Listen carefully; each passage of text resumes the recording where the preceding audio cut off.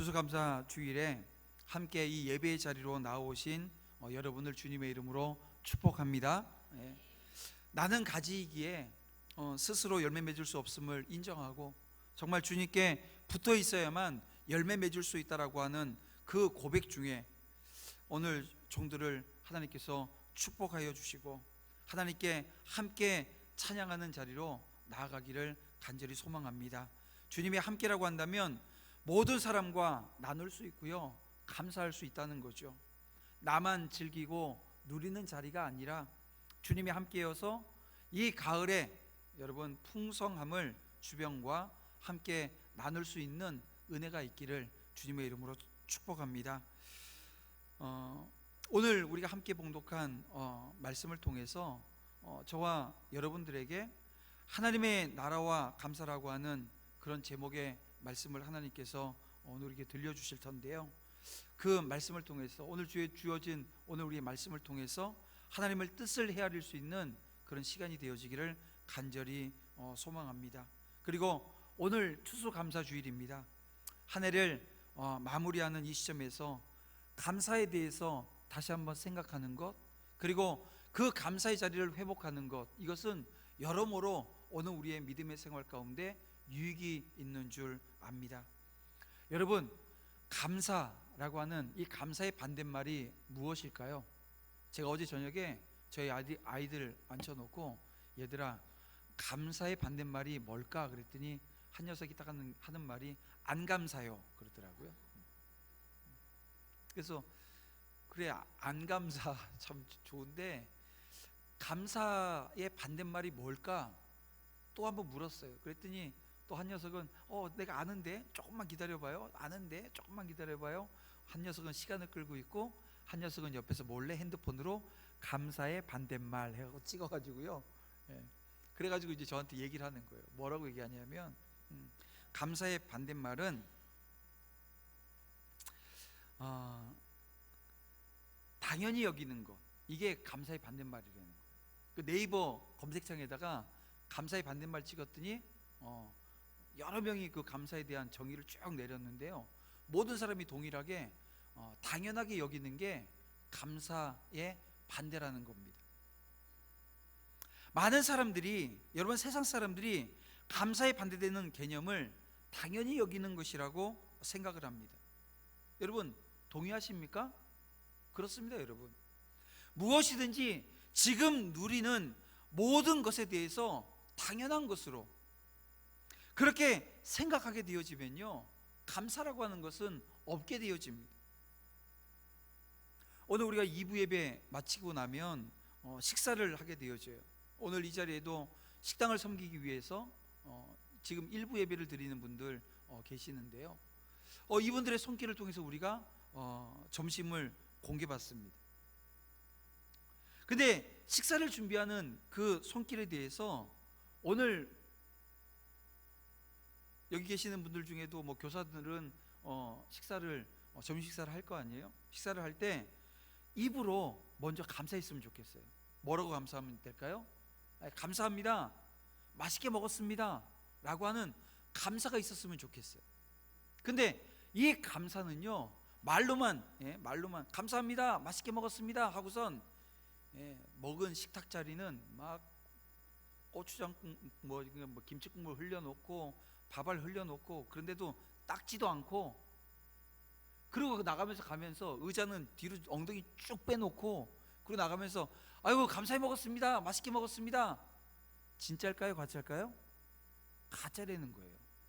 진짜 먹은 것에 대한 감사가 있으면요, 그분들이 또, 왜냐면 봉사하시는 분들이잖아요. 그분들이 한 번 더 손가지 않게끔 정리해 주는 거예요. 또 내 옆에 있는 아이들하고 같이 식사할 수 있잖아요. 아이들은 개념이 있어요, 없어요?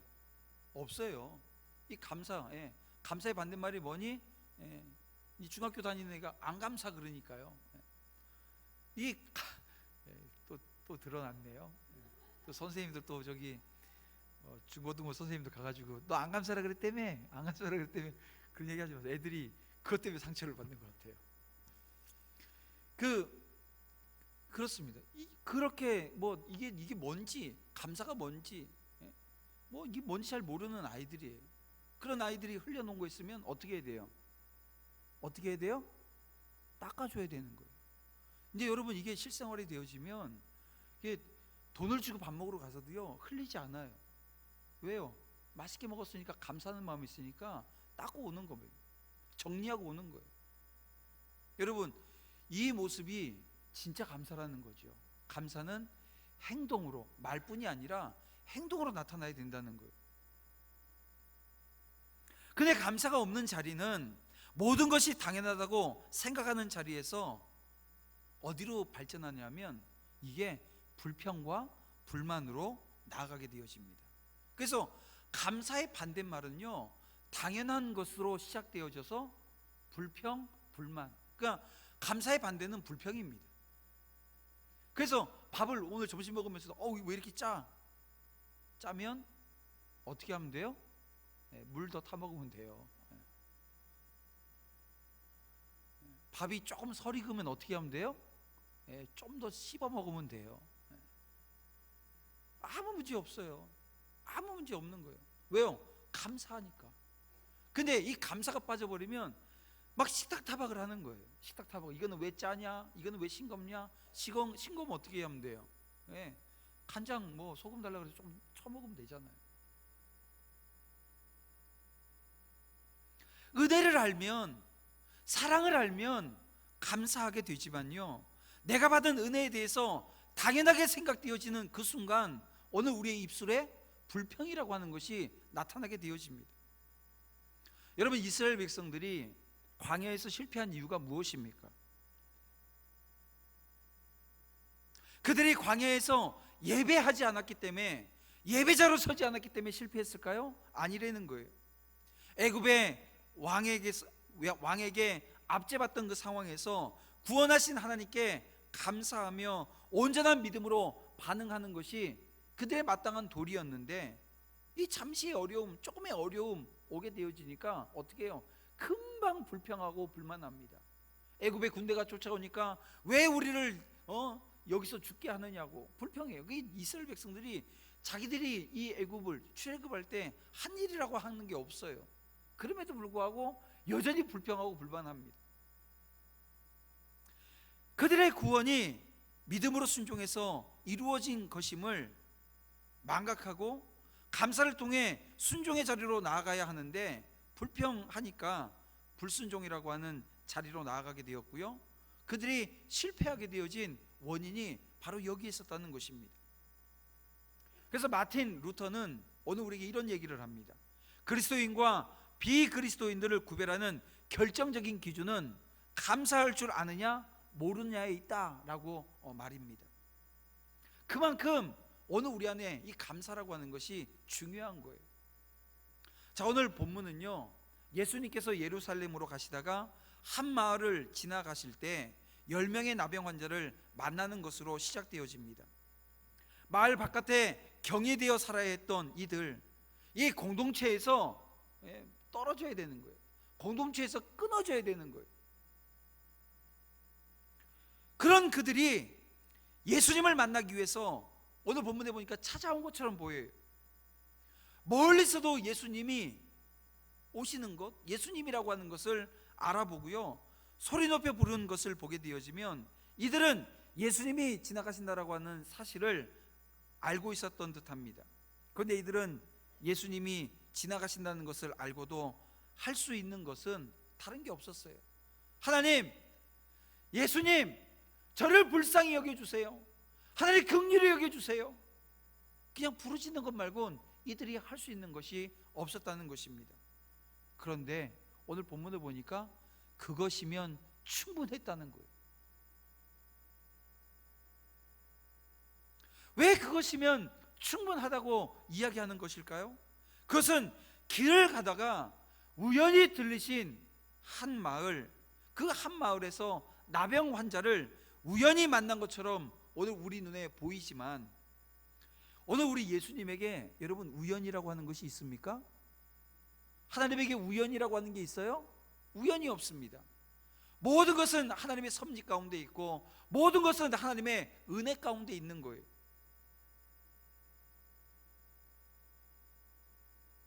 오늘 우리의 인생에도 마찬가지예요. 여러분, 우연히 일어난 일처럼 보이는 그 수많은 일들이 하나님의 계획 아래에 있었다는 것, 여러분 믿어지십니까? 그렇습니다. 여러분, 예수님께서는 분명한 뜻을 가지고 그 시각에 그 마을을 찾아가셨고요, 그 나병 환자들을 찾아가신 겁니다. 나병 환자들이 예수님에게 나온 것처럼 보이지만 실상은 예수님께서 그들을 찾아가셨다는 거예요. 우리는 우연이라고 하지만 하나님은 그 우연조차도 하나님의 은혜를 알게 하는 섭리로 오늘 우리에게 말씀하고 계시다는 것입니다. 그들이 할 수 있었던 것, 그렇게 우연한 현장처럼 보이는 그 상황 가운데 부르짖는 것 말곤 그들이 할 수 있는 것은 없었습니다. 선생님이여, 우리를 긍휼히 여기소서. 예수님이 누군지도 잘 몰라요. 하나님의 아들이시고 다윗의 자손이고 뭐 이런 많은 말들을 쓸 수 있잖아요. 수식어를. 없어요. 그냥 그 당시에 자기들보다 좀 나으면 다 선생님이라 그랬는데 선생님이여 이렇게 부르고 있습니다. 그런데 이 간절한 외침은 인간으로서는 고칠 수 없는 그 불치병을, 이 불치병인 나병을 예수님께서 낫게 하실 수 있다라고 하는 믿음의 고백이었다는 것입니다. 그런데 그것으로 충분했다는 거예요. 믿음의 고백만 있으면 된다는 것입니다. 그리고 예수님은 너희 몸이 깨끗하여졌느니라, 여러분 이렇게 말씀하지 않으셨어요. 아니, 믿음의 고백이 있으면 그래, 너 이 시간 깨끗해졌어, 이제는 가, 제사장에 가서 보여, 이렇게 말씀하시는 게 아니라 이 지금 나병이라고 하는 것을 그대로 갖고 있는데 어떻게 하라는 거예요? 제사장에게 너희 몸을 보이라고 얘기하십니다. 무슨 말입니까? 고쳐주시겠다는 말이에요. 그냥 고쳐주시겠다고 말씀하시는 것이 아니라 시험하시겠다는 겁니다. 고쳐주기는 고쳐주는데 너희 믿음이 진짜인지 가짜인지를 시험하시겠다는 거예요. 순종을 통해서 그들의 믿음을 오늘 주님께서는 시험하시겠다는 겁니다. 이들은 예수님의 말씀을 따라 제사장이 있는 곳으로 발걸음을 옮겼습니다. 여러분, 이 나병 환자들이 제사장을 방문한다라고 하는 것은 어떤 의미냐면요, 자기 안에 있는 이 문득병이, 이 나병이, 한센병이 다 나았다라고 하는 거예요. 나아서 제사장에 가서 보여야 제사장이 다 나았네 선언해 주는 겁니다. 검증하는 겁니다. 이게 레위기 14장에 나오는 이 정결 규례예요. 여러분, 이들이 어떤 마음을 가지고 제사장에게 향했을까요? 지금 몸에 아무 반응이 없는데 그냥 예수님께서 제사장에 가서 보이라는 거예요. 이 말만 듣고 지금 가는 겁니다. 어떤 마음이었을까요? 아직 달라진 것이라고는 하나도 없지만 반드시 나을 것이라고 하는 확고한 믿음이 그들에게 있었을까요? 어떤 마음이었든지 어느 정도의 믿음이었든지 간에 아무런 변화가 없음에도 불구하고 제사장을 향해서 갔다라고 하는 사실, 여러분 이것이 대단할 뿐입니다. 그리고 그 순종의 행동이 어떤 결과를 가져옵니까? 그들을 깨끗하게 낫게 하는 이 사건으로 이어지고 있습니다. 그래서 오늘 본문 14절에 보면 저희가 가다가 라고 하는 표현은 대단히 중요한 표현입니다. 예수님께서 가서 보이라 이렇게 했을 때 이들이 예수님의 말씀에 능력을 믿었기에 갔다라는 거예요. 믿으면서 갔다는 거예요. 믿음이 순종보다 낫다는 것입니다. 여러분, 믿음이 순종으로 나타났다라는 것이에요. 믿음은 순종으로 완성되는 것입니다. 믿음이 순종으로 완성되어지는 거예요. 우리는 어떻습니까? 이해해야 순종하잖아요. 그러지 않아요? 내가 이해가 되어져야 순종하려고 해요. 그런데 성경은 하나님께서는 오늘 우리에게 뭐라고 말씀하시냐면 이해하고 순종하는 거 누구든지 다 할 수 있다는 거예요. 순종하고 나서 이해하라는 겁니다. 왜 순종하고 나서 이해하라고 말씀하시는 거냐면 그래야 더 명확히 이해되어지기 때문에 그렇습니다. 현장이 없는데 이게 이해되어질까요? 내 삶에 순종이라고 하는 것을 통해서 이루어진 역사가 없는데 여러분 온전히 이해하는 게 되어질까요? 여러분 믿음은 순종으로 완성되어진다라고 하는 사실을 우리 함께 믿으시기를 주님의 이름으로 축복합니다. 근데 여러분 이 이야기가 여기서 끝나질 않아요. 이렇게 10명이 다 나왔다라고 하는 데서 끝나지 않고요, 누가는, 이 누가복음의 저자 누가는 예수님께 돌아와 감사한 한 사람에게 스포트라이트를 옮기고 있습니다. 16절 말씀에 보니까 한 사람이 예수의 발 아래 엎드려 살해하니라고 말씀하고 있는데요, 이 살해하니라고 번역되어진 유카리스톤이라고 하는 이 단어, 이 원문의 원형은요 유카리스테오라고 하는 말인데요, 성경에서 주로 하나님께서 베풀어 주신 은혜에 대한 감사의 표현으로 사용되어진 단어입니다. 그러니까 16절에서 감사했다라고 하는 말 아닙니까? 예수님의 발 앞에 엎드려 감사했다는 거예요. 근데 이 표현이 15절과 18절 말씀에 보니까 하나님께 영광을 돌렸다라고 바꿔서 표현하고 있는 것을 보게 되어집니다. 결국 무엇입니까? 감사는 하나님이 기뻐하시는 예배라는 거예요. 감사는 하나님이 기뻐하시는 예배라는 겁니다. 예수님께 돌아와 감사를 표현한 사람에게 내 믿음이 너를 구원하였느니라, 이런 선언의 말씀을 하셨습니다. 여러분 이 말씀을 통해서 우리가 알게 되어지는 게 무엇입니까? 구원과 깨끗함을 받는다라고 하는 이 받음은 별개일 수 있다라고 하는 것을 오늘 우리가 알게 되어집니다. 깨끗함을 받았다고 해서 구원은 아닐 수 있다는 거예요. 나머지 9명의 나병 환자가 치유의 은혜를 얻었지만 구원의 길에 들어서지는 못했다는 거예요. 똑같은 주의 은혜를 입었는데 9사람은 단지 일시적인 그 육체의 구원만 받았는 반면에 단 한 사람, 이 사마리아 사람만이 영육이 모두 구원을 얻게 되어졌다는 것입니다. 여러분 이것이 오늘 우리에게 주는 메시지가 무엇입니까? 또 이 메시지가 또 가지고 있는 함의가 무엇일까요? 여러분 사마리아인은 이방인입니다. 혼혈이었어요. 이방인과 유대인들이 이렇게 결혼을 해서 낳은 자녀들, 그래서 이 유대인들은요 사마리아인들을 아주 경멸했습니다. 아주 경멸했어요. 사람처럼 여기지 않았어요. 그런데 이 사마리아인에게는 뭐가 있었다고요? 구원이 있었다고요. 나머지 9명은 누구였습니까? 유대인들이에요. 유대인들. 그들은 어떻게 된 거예요? 구원 못 받았다는 거예요. 왜요? 지금 이 감사가 그래서 우리에게 중요한 것입니다. 감사하는 자에게 허락된 더 크고 특별한 은혜가 있음을 여러분 믿으시길 바랍니다.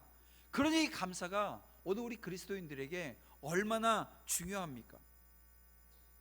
그러기에 절대로 감사를 여러분 잊어서는 안 됩니다. 감사는 하나님의 하신 일을 기억하게 하는 것에서부터 출발합니다. 모든 감사의 근원은 하나님입니다. 어떤 일로 감사하든 그 일을 이루신 하나님을 기억한다고 한다면 감사할 수 있습니다. 여러분 9사람 왜 감사하지 못했을까요? 그들에게 벌어진 일에만 집중했기 때문에 감사하지 못했던 겁니다. 어떤 일이 벌어졌습니까? 영원히 이 나병이라고 하는 이 질병으로부터 구원이라고 하는 걸 못 받을 것 같았는데 예수님께서 제사장에게 가서 보이라 그랬더니 어떻게 됐다고요? 가는 도중에 나와버렸어요. 자기에게 벌어진 일에만 집중하게 되어진 겁니다. 자신이 이제 정상적인 삶으로 돌아갈 수 있다라고 하는, 돌아왔다라고 하는 그 기쁨이 너무나도 커서인지 예수님에 대한 감사를 잊어버리고 말았어요. 빨리 제사장에게 가서 이 나병 완전히 치유되어졌다라고 하는 판정을 받고 사랑하는 가족, 사랑하는 공동체 여기로 돌아가려고 하는 그 생각이 앞섰기 때문에 예수님을 잊어버렸던 것입니다. 그래서 여러분, 자신에게 주어진 일에 너무 집중하게 되어지면요, 감사가 사라져 버려요. 은혜를 잊으면 감사할 수가 없습니다. 그래서 감사하는 사람의 특징이 뭔지 아세요? 영적인 기억력이 참 좋다는 거예요. 영적인 기억력이 좋아요. 내게 주어진 일들, 내게 벌어진 일들, 이 일들의 주체가 내가 아니라 내 주변에 있는 사람이 아니라 누구라고요? 하나님이시라고 하는 것을 매 순간, 매 사건, 내 삶 가운데 일어나는 모든 일들 가운데 고백할 줄 아는 사람들, 그리고 그 고백을 기억하는 사람들, 그 사람에게 하나님께서 감사라고 하는 이 놀라운 은혜, 축복, 이걸 주신다는 거예요. 또 하나 우리가 알게 되어지는 사실은요, 감사는요 절대 미루어서는 안 된다는 겁니다. 여러분, 9명에게 정말 감사가 없었을까요? 여러분, 감사가 없었다고 생각하세요? 있었을 겁니다. 왜 감사가 없었겠어요? 아니, 그런 엄청난 축복을 지금 받았는데 감사가 없었겠냐고요. 그들은 예수님께서 병을 고칠 수 있었다, 병을 고칠 수 있으실 것이라고 하는 그 믿음이 그들에게 있었고요, 제사장에게 자신의 몸을 보이러 갈 정도의 믿음이 있었습니다. 순종했다는 거예요. 그런데 그들에게 이 감사, 그들에게 감사 있었겠죠. 근데 문제는 뭐냐면 그 감사가 뒤로 밀려졌다는 거예요.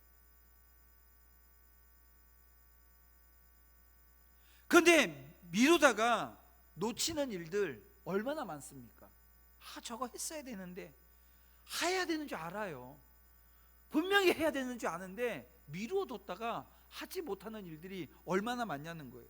감사도 마찬가지입니다. 하나님에게든 사람에게든 감사한 일이 있으면 즉시 감사를 표현해야 됩니다. 시간이 지나면 이 감사의 타이밍을 놓쳐버리고 마는 거예요. 게다가 그동안 우리의 마음이 식어져 버리는 겁니다. 그래서 어떻게 돼요? 감사를 하긴 하는데 어떤 감사예요? 형식적인 감사에 머물러 버리는 경우가 얼마나 많습니까? 오늘 여러분, 우리가 드리는 이 추수감사 예배가 형식적인 감사 예배가 아니기를, 형식적인 모습으로 오늘 이 자리에 함께 예배하는 저와 여러분이 아니 되어지기를, 그랬으면 좋겠다라고 하는 마음이 제 마음에 너무나 크게 오는 거예요. 왜냐하면 매년 반복해서 드리는 이 예배가 오늘 우리 가운데 그냥 52주 중에 하루 적당히 하면 되지 라고 하는 그 마음으로 그냥 섬기는 그런 모습이 오늘 우리 가운데 없었으면 좋겠다는 것입니다. 감사할 일이 있을 때 바로 감사하고, 또 바로 감사하는 그 가운데 하나님이 우리와 함께 하시는 그 은혜의 역사가 있는 것입니다. 그리고 제가 이 이야기는 안 하려고 했는데요, 왜 안 하려고 했냐면 감춰진 비밀이기 때문에 그렇습니다. 여러분, 이건 비밀인데 알려줘도 모르는 사람은 여전히 모르기 때문에 이거 안 알려줘도 되지 않을까, 이런 생각을 했는데 제가 알려드릴게요. 뭐냐면 복을 받고 감사하는 것이 아니라요, 감사하면 더 큰 복을 받게 될 줄로 믿습니다. 이게 감춰진 비밀이거든요. 내가 받은 복으로 인해서 감사하는 건요 얕아요.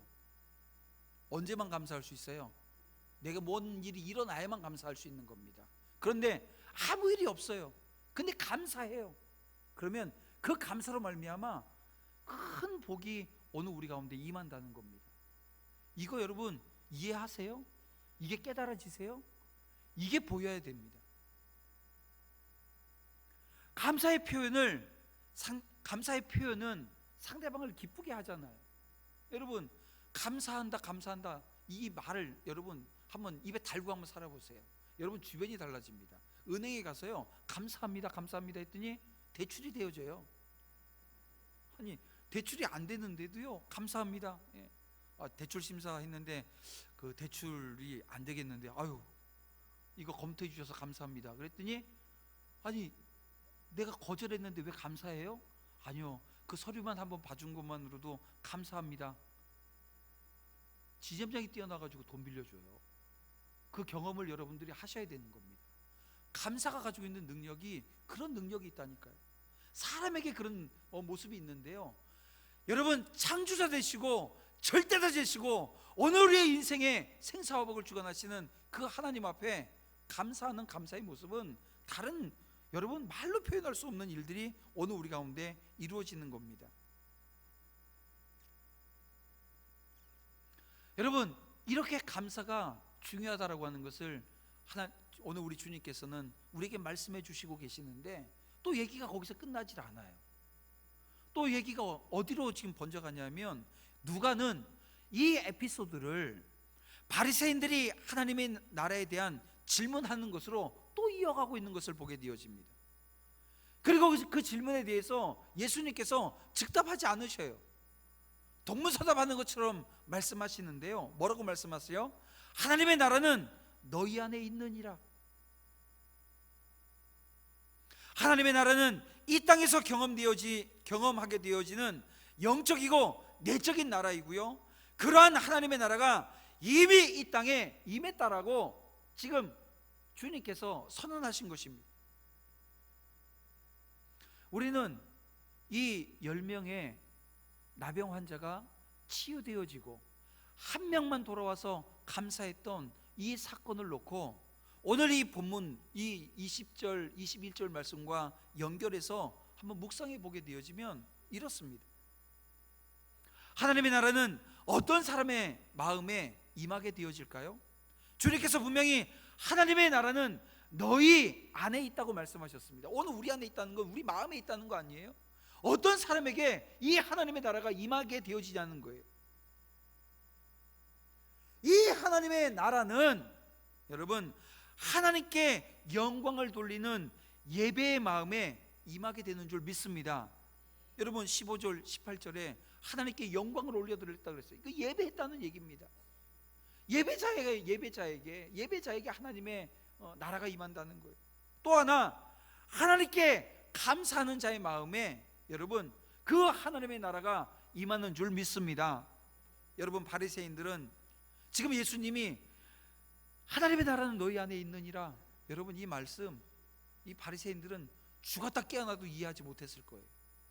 헤아리려고 해도 저게 무슨 말이야? 어떻게 하나님의 나라가 내 마음속에 있지? 내 안에 어떻게 있지?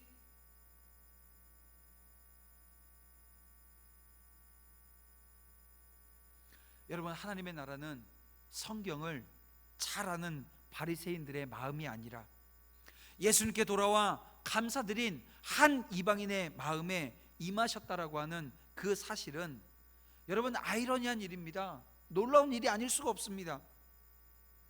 그런데 주님이 선언하십니다. 이 하나님의 나라가 이 땅에 임했다고 말입니다. 믿음으로 구원받은 자, 감사함으로 하나님께 영광을 돌리는 예배자의 마음에 임했다는 것입니다. 이 땅에 이미 임한 하나님의 나라를 누리며 살아나가는 저와 여러분들이 다 되어지기를 주님의 이름으로 축복합니다. 이 감사절기 다시 한번 말씀드립니다. 매년 우리 추수감사주일로 오늘 우리가 이 절기를 지키는데요, 이 절기가 의무적인 자세로 드리는 예배가 절기가 되어지지 않았으면 좋겠습니다. 우리 마음이 지금 하나님의 나라인가? 내 마음에 하나님의 나라가 임했으니까 이제 내 마음은 뭐예요? 하나님의 나라가 되어져야 되는 거예요. 오늘 우리의 가정은 하나님의 나라입니까? 내게 임한 하나님의 나라, 내 남편, 내 아내에게 임한 하나님의 나라, 내 자녀에게 임한 이 하나님의 나라가 오늘 우리 가정이 하나님의 나라 되어졌냐고요. 감사와 찬양이 있는 곳, 참된 예배가 있는 그것이 하나님의 나라입니다. 하나님께 드리는 진정한 감사와 예배로 매 순간 하나님의 나라를 누리고 살아나가는 그 축복이 오늘 저와 여러분, 오늘 우리 믿음의 공동체, 여러분들의 삶, 여러분들의 삶의 터전, 여러분들의 사업장, 여러분들의 직장, 이 나라 이민족, 더 나아가서 오늘 세계 만방에 나가 있는 오늘 우리 선교사들, 선교지들 위해 넘쳐나기를 주님의 이름으로 축복합니다. 기도드리겠습니다. 사랑과 은혜가 풍성하신 아버지 하나님, 평생 격리된 채 인간답지 않게 살다가 예수님의 은혜로 새 삶을 얻었던 이 나병 환자와 같던 오늘 우리를 십자가의 보혈로 깨끗게 하신 하나님 아버지, 이 시간 주의 종들이 감사와 찬양을 올려드립니다. 감사로 이 땅을 살지만 하늘을 살아간다라고 하는 것을 나타내는 것, 이것이 감사를 통해서만 가능한 것을 이 시간 깨닫사오니 하나님, 더 큰 복으로 함께 하실 그 하나님을 기대하게 하여 주시옵소서. 삶으로 하나님의 능력을 체험하고 하나님께 감사하고 영광 올려드림으로써 하나님의 나라를 살아나갈 수 있도록 인도해 주시옵소서. 그렇게 이 늦은 가을, 이 초겨울에 감사가 넘쳐 섬김과 사랑으로 오늘 우리의 주변을 돌아보는 넉넉함이 있게 하여 주시옵소서. 함께 하실 주님, 이제 한 주간의 삶을 통해서 홀로 영광받아 주실 줄 믿사오며 예수님의 이름으로 기도드립니다. 아멘.